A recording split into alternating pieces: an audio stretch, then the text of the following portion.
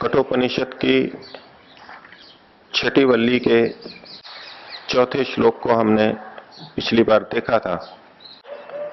परमात्मा का किस स्तर का ज्ञान हमको होना चाहिए अथवा परमात्मा का किस तरह का ज्ञान भिन्न भिन्न स्थितियों में होता है, उसको 5वें श्लोक के अंदर बताया,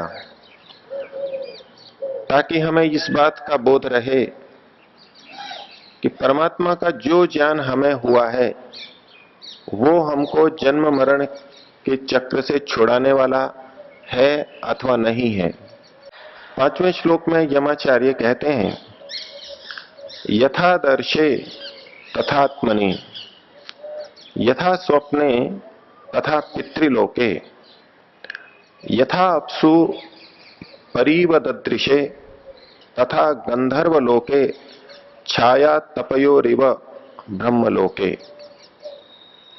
परमात्मा के ज्ञान की बात चल रही है, उसी प्रसंग को यहां पर हम लेंगे।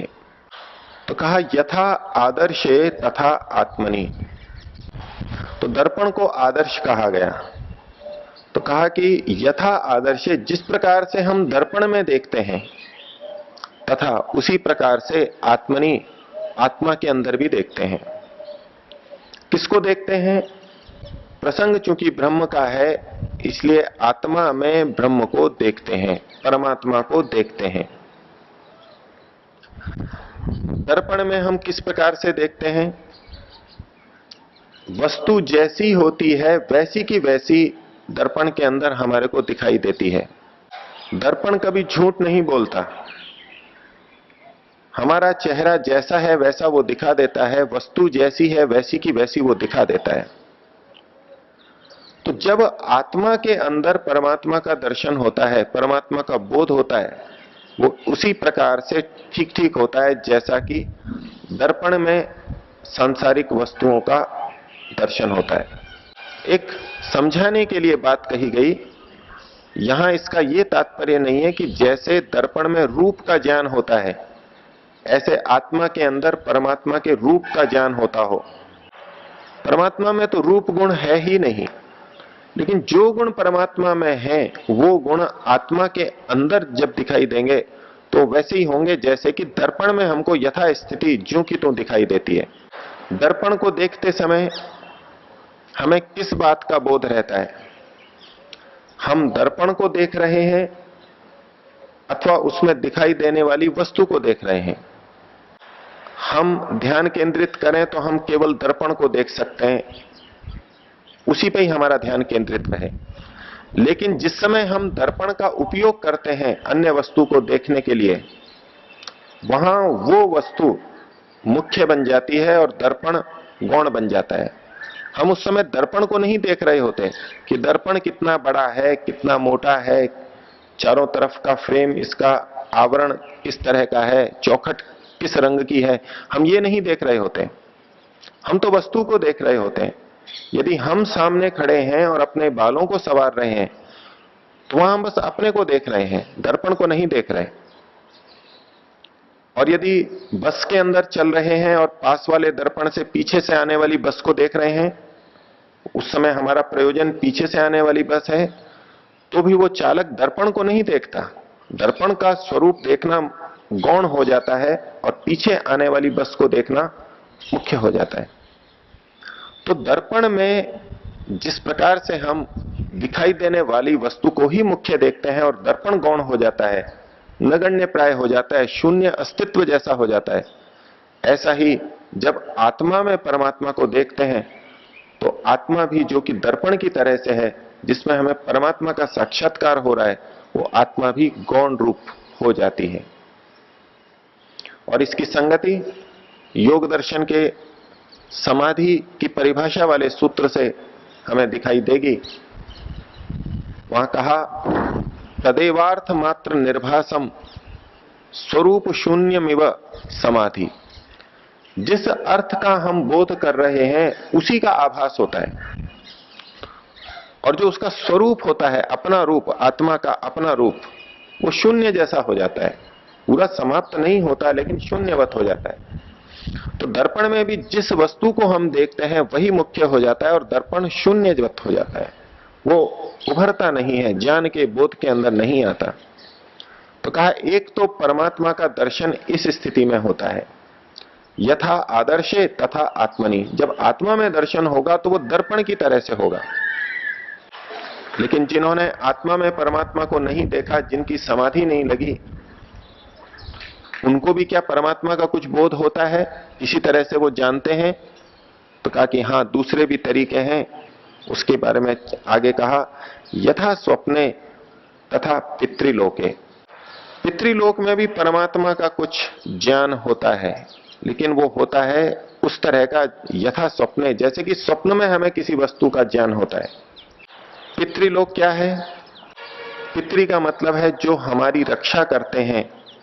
पाति इति पितृ, जो हमारी रक्षा करते हैं उन्हें पितृ कहते हैं। लोक के अंदर भी जो हम पितर शब्द का प्रयोग करते हैं अपने बुजुर्गों के लिए, बड़े माता पिता के लिए, वरिष्ठों के लिए, अनुभवी व्यक्तियों के लिए, उनके लिए भी पितर शब्द का प्रयोग किया जाता है। और विद्वानों को भी पितर कहा जाता है, क्योंकि वो ज्ञान के माध्यम से हमारी रक्षा करते हैं। और महर्षि दयानंद ने पितर शब्द का एक अर्थ विद्वान भी किया है।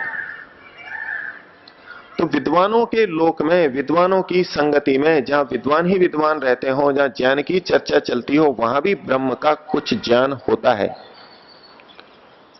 तो जब पिछले श्लोक में कहा कि जब तक परमात्मा को, ब्रह्म को नहीं जान लोगे तब तक जन्म मरण चलता रहेगा, तो नचिकेता के मन में, साधक के मन में यह बात आएगी कि विद्वानों के पास भी मैं ब्रह्म को जानता हूं, विद्वानों से भी ब्रह्म की चर्चा सुनता हूं, तो क्या उस ज्ञान से मेरा ये जन्म मरण का चक्र छूट जाएगा? उतने ज्ञान मात्र से जन्म मरण का चक्र छूट जाएगा? तो यमाचार्य सावधान करते हुए कह रहे हैं कि विद्वानों के पास पितृलोक में जो ज्ञान होता है, अथवा बड़े बुजुर्गों के द्वारा जो परमात्मा की बात हमको बताई जाती है, वहां परमात्मा का ज्ञान किस स्तर का होता है? यथा स्वप्ने, जैसे कि स्वप्न में होता है। स्वप्न में क्या होता है? स्वप्न में हम वस्तुओं को देखते से प्रतीत होते हैं, लेकिन वास्तव में वहां वस्तु नहीं होती। दर्पण में जिस समय हम देखते हैं उस समय वहां वास्तव में वस्तु होती है, तब दर्पण में दिखाई देती है। दर्पण के आसपास वो वस्तु वास्तव में रहती है, लेकिन स्वप्न के अंदर वस्तु की और स्वप्न में होने वाले बोध की बहुत दूरी होती है। और स्वप्न के अंदर उल्टा सीधा, कुछ तिरछा भी, उटपटांग भी हमको दिख जाता है। स्वप्न में जो देखा गया वो वास्तविक स्वरूप है, इसको हम नहीं कह सकते। कभी ठीक भी बोध हो सकता है और कभी गलत भी बोध हो सकता है।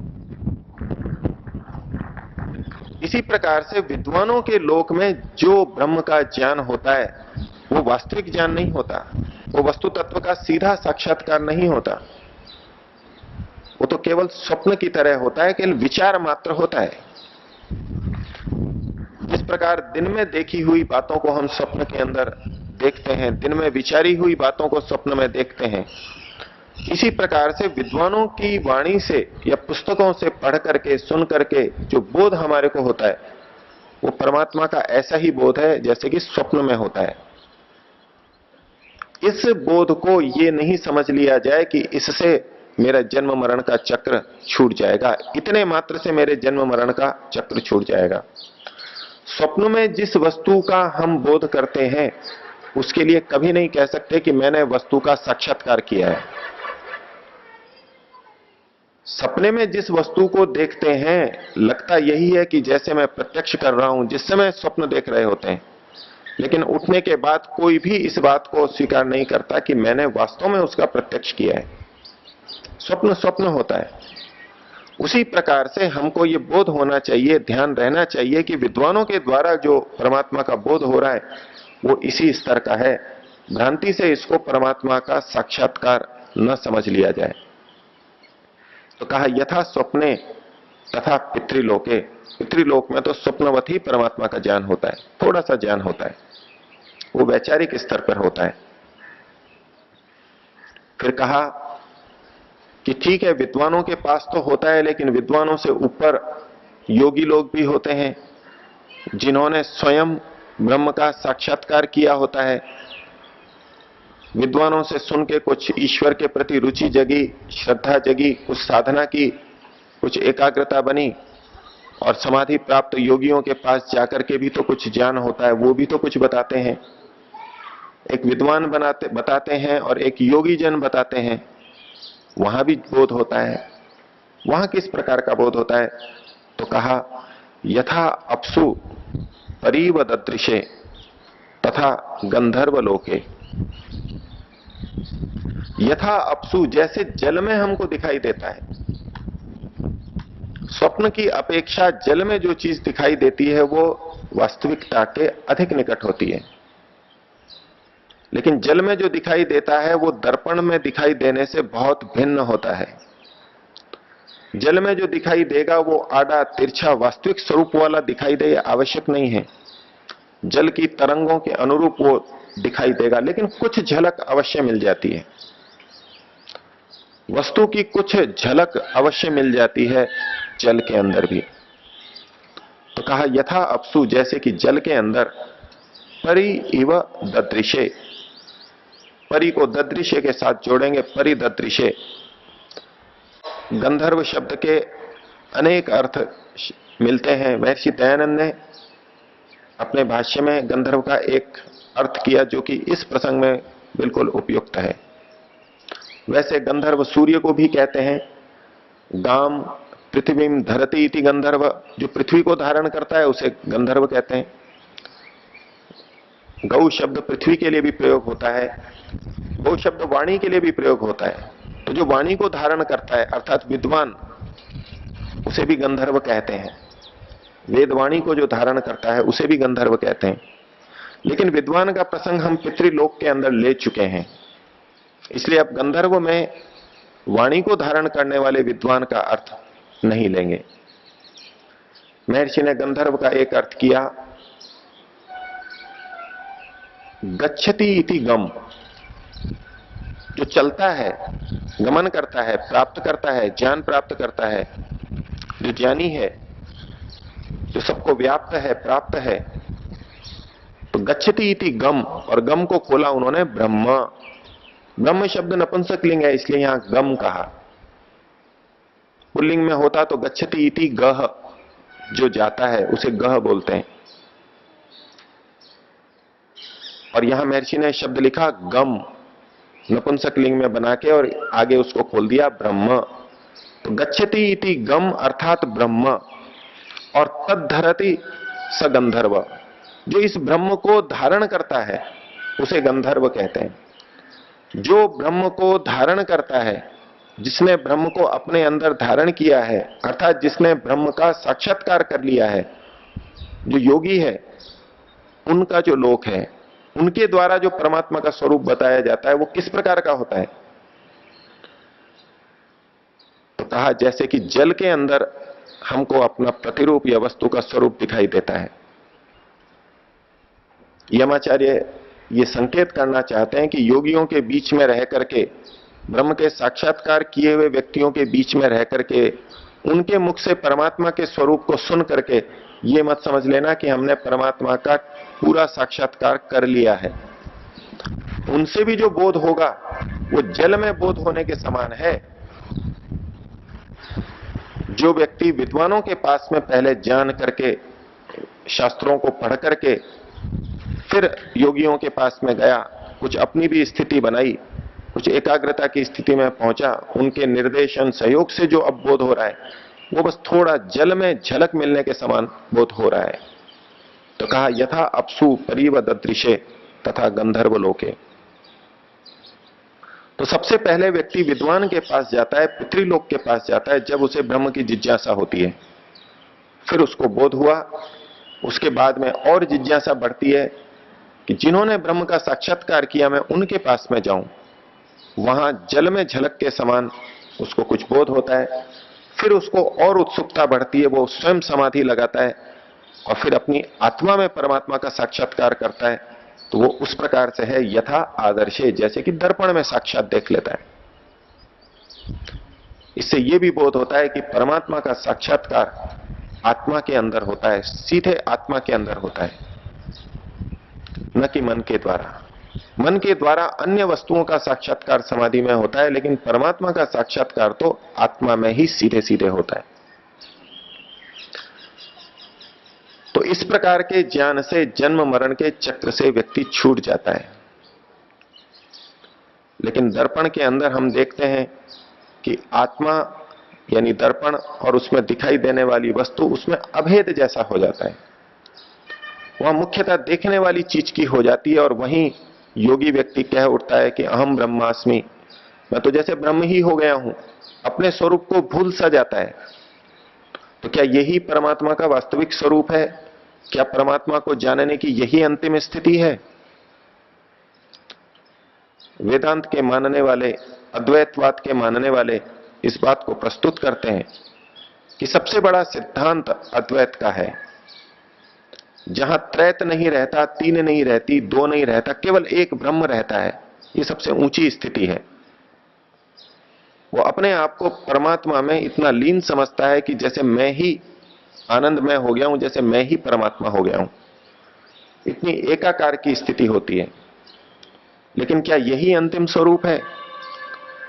समाधि को प्राप्त करके इस जन्म के बाद में मुक्ति में जब व्यक्ति जाता है, ब्रह्म लोक में जाता है, वहां क्या स्वरूप रहता है? असंप्रज्ञात समाधि में परमात्मा का जो स्वरूप जाना और मुक्ति में जाने के बाद में जो स्वरूप जाना, उसमें क्या भिन्नता है?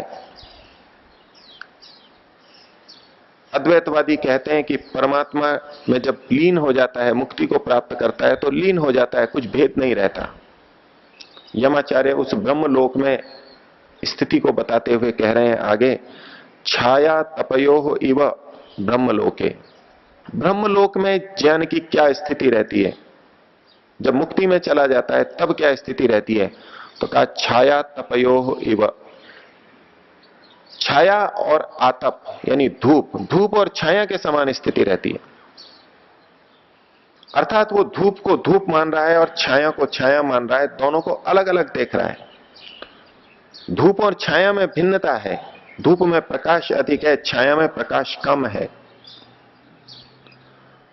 तो मुक्ति में जाकर के आत्मा परमात्मा में लीन नहीं हो जाता, परमात्मा में स्थित रहता है, उसके प्रकाश से प्रकाशित रहता है, लेकिन उसे इस बात का बोध रहता है कि मैं परमात्मा की तरह सर्वज्ञ नहीं हो गया। परमात्मा की अपेक्षा मेरा ज्ञान अभी भी कम है, आतप और छाया के समान। परमात्मा का जो आनंद है, मेरे को जो आनंद मिला है वही आनंद मिला है, लेकिन जिस तरह से परमात्मा आनंदित है उस स्तर का आनंदित मैं भी नहीं हो सकता। मुक्ति में मेरी सामर्थ्य बढ़ गई है, अव्याहत गति से इधर उधर जा सकता हूं, लेकिन फिर भी सामर्थ्य इतनी नहीं बढ़ गई जैसी कि परमात्मा की है। यह है पूर्ण विवेक की स्थिति। विवेक का मतलब ही होता है कि व्यक्ति पृथक पृथक करके देखता है, दूध का दूध और पानी का पानी, ये इधर, ये ऐसा, ये उधर, ये ऐसा। तो जो अद्वैत की स्थिति प्रतीत होती है, एकत्व की स्थिति प्रतीत होती है, उससे भी ऊंची स्थिति है ब्रह्मलोक में, जहां बिल्कुल ठीक ज्ञान होता है कि आत्मा का मेरा अपना अस्तित्व अल्पज्ञ अल्पशक्तिमान ये है और परमात्मा का सर्वज्ञ और सर्वशक्तिमान स्वरूप है। तो कहा छाया